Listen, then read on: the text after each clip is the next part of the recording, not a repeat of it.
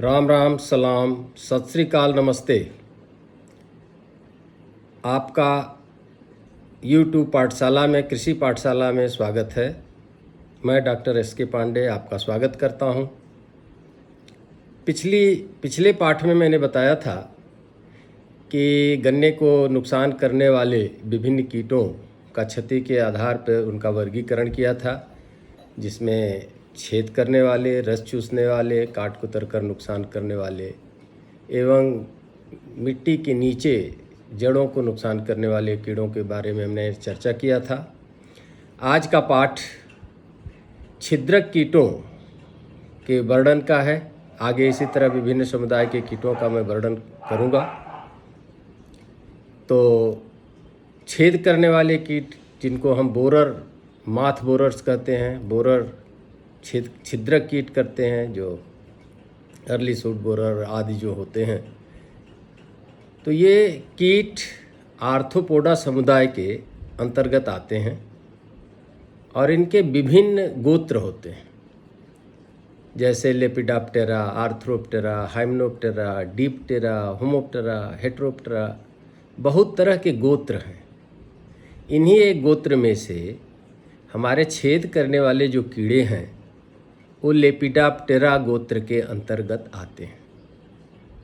और इन गोत्रों के अलावा इन गोत्रों का जो आगे वर्गीकरण होता है उसमें फैमिली होती है, परिवार होते हैं, और परिवारों के बाद उनका जीनस और स्पीसीज ये सब का वर्गीकरण किया जाता है।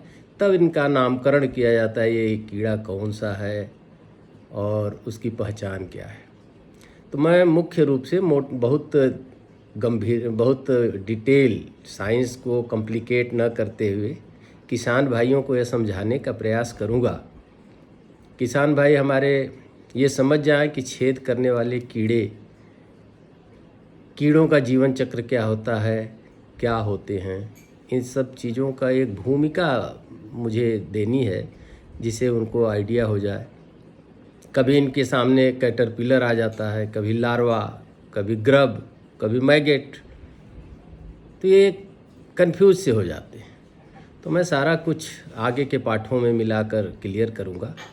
तो आज छिद्रक कीटों के बारे में मैं वर्णन करूँगा कि छिद्रक कीट का गोत्र आर्थ्रोप्टेरा गण का है, गोत्र का है, और इसके दो परिवार होते हैं।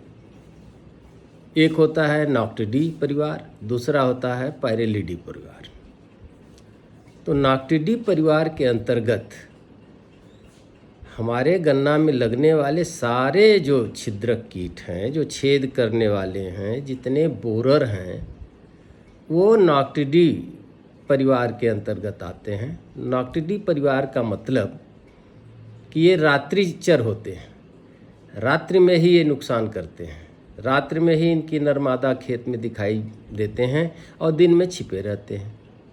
दूसरा है पायरेलिडी परिवार।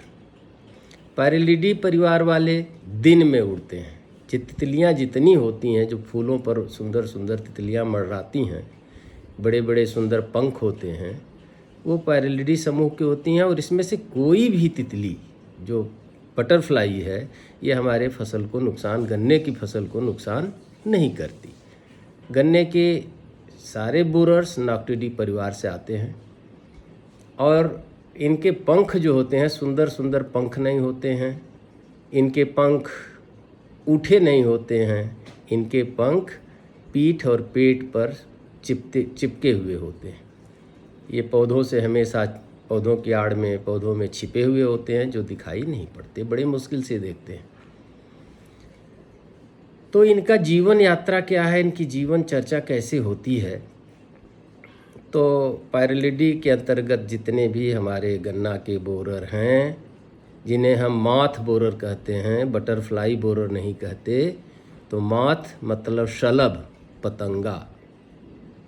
ये पतंगा नर और मादा में प्रजनन क्रिया के फलस्वरूप मादा पौधों के विभिन्न भागों पे, कभी पत्ती पे, कभी जड़ पे, कभी तना पे, कभी लीफ सीथ में कभी समूह में कभी झुंड में अंडे देती है और इन अंडों से कैटरपिलर निकलते हैं। नर और मादा 4 से 5 दिन जीवित रहते हैं।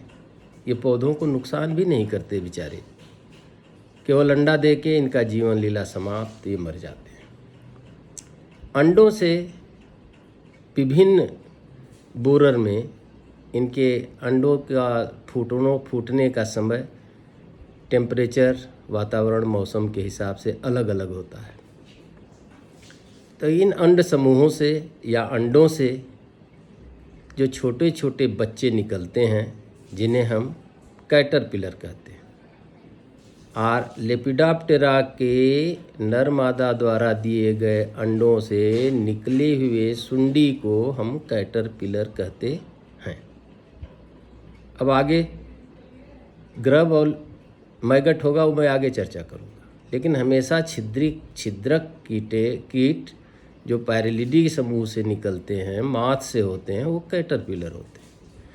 ये कैटरपिलर पौधों की जड़ों में, गन्ना में, कभी ऊपर, कभी बीच में, कभी गांठ पर नुकसान करते हैं, छेद करते हैं। और इनका स्वरूप भी अलग अलग होता है। कोई पिंक कलर का है, कोई हरे कलर का है, कोई क्रीम कलर का है, कोई झुर्रीदार है, कोई टेपर्ड है, कोई सिलिंड्रिकल है। इस तरह से विभिन्न प्रकार के होते हैं और यही कुंजी है उनके पहचान की।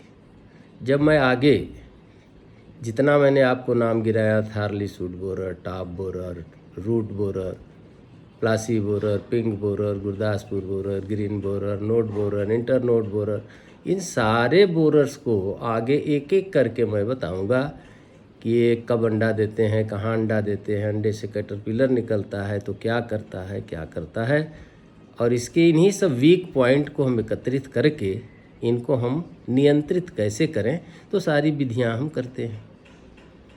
तो आज मैं बोरर कीटों के बारे में एक मोटा आपको जानकारी ये दिया कि कोई ये सुंडियां जितनी हैं ये बोरर की होती हैं और कोई झुर्रीदार है, किसी पे धारियां होती हैं, किसी में 4 धारी पीठ पे, किसी में 5 धारी, किसी की वॉयलेट बैगनी, किसी के पैर में कितने क्रोचेट्स होते हैं, कितने प्रोलेक्स होते हैं। ये सब इस वर्गीकरण के आधार पे हम ये पहचानते हैं कि हमारे अर्ली सूट बोरर की कैटरपिलर है, ये हमारे टॉप बोरर का कैटरपिलर है, ये रूट बोरर का कैटरपिलर है। तो मैं ये भी बताऊं कि जो गन्ने के टॉप में और गन्ने के नीचे 2 बोरर जो लगते हैं, टॉप बोरर और रूट बोरर, इनके कैटरपिलर पर कोई धारियां नहीं होती और ऊपर और नीचे के बीच में जितने ही बोरर लगते हैं, सब बोरर में इनके पीठ पर डार्सल स्ट्राइप्स होती हैं। कभी 4 होती हैं, कभी 5 होती हैं, कभी वायलेट होती हैं, कभी अलग अलग कलर की होती हैं। उस आधार पर इनका हम पहचान करते हैं। और आज के पाठ से आपको ये सीख मिली कि बोरर क्या होते हैं और इनके शलभ को, इनके नर मादा को माथ कहते हैं और इनकी सुंडियों को हमेशा कैटरपिलर कहते हैं। और इनकी पहचान क्या है, जब हम आगे चर्चा करेंगे तो बताएंगे कि अर्ली सूट बोरर कब अंडा देता है, नर कैसा होता है, मादा कैसी होती है, इसकी सुंडी कैसी होती है, क्या पहचान होती है, कैसे नुकसान करता है, आदि बातों पर मैं आगे के पाठ में आपको जानकारी दूंगा। तो आज का मेरा लेसन बोरर पे ही है और मैं कोशिश कर रहा हूँ कि आप लोगों को पूरा गन्ने का ज्ञान इस पाठशाला के माध्यम से दूं। इस कोविड के वैश्विक महामारी में आपका आवागमन अवरुद्ध है और आपको घर बैठे मैं सूचना उपलब्ध कराऊं। आप वीडियो को, यूट्यूब को सब्सक्राइब करें। सब्सक्राइब करने से हमारी अगली वीडियो जो आएगी आपके पास पहुंच जाएगी। बेल आइटम आप दबाएंगे, और बेल आइटम जब आप दबाइए और हमारे चैनल को सब्सक्राइब करिए, शेयर करिए अधिक से अधिक, कि हमारे किसान भाइयों, मेरा यही मकसद है कि हमारे किसान भाई डिटेल से हर चीज़ घर बैठे यूट्यूब के माध्यम से पा सकें। तो आपको बहुत बहुत धन्यवाद। जय हिंद, जय किसान।